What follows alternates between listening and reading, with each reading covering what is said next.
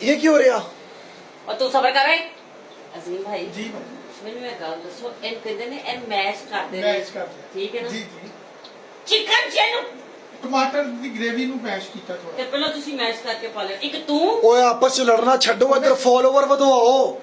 1984 follower हो गए ने तो 10,000 करने। अच्छा मैं समझी कहना 1947 ਦਾ ਮੈਂ ਲੱਗਾ नहीं 1984 फॉलोवर हो गए ने। मेरे दोस्तों पब्लिक इतना प्यार कर रही है। अल्हम्दुलिल्लाह अल्लाह ताला की रहमत, अल्लाह ताला का करम, अल्लाह सब पे अपनी रहमत करके रखे। शुक्र अल्हम्दुलिल्लाह आपकी मोहब्बतों का, आपके प्यार का बहुत बहुत शुक्रिया और ताड़ी मेहरबानी। अजीम हाथ जोड़ फॉलोवर बताओ, ਓਕੇ ਜੀ ਓਕੇ फॉलो करो, को फॉलो करो, ਮੈਂ ਕਹਿ ਰਿਹਾ ਜੀ ਤੁਹਾਡੀ ਮਿਹਰਬਾਨੀ ਸਾਡੇ ਚੈਨਲ ਨੂੰ ਫੋਲੋ ਕੀਤਾ ਜਾਏ, लाइक करो, ਲਾਈਕ ਕਰੋ, शेयर करो, शेयर करो, ਕਰੀ ਜਾਓ। फैलाई जो फैलाई।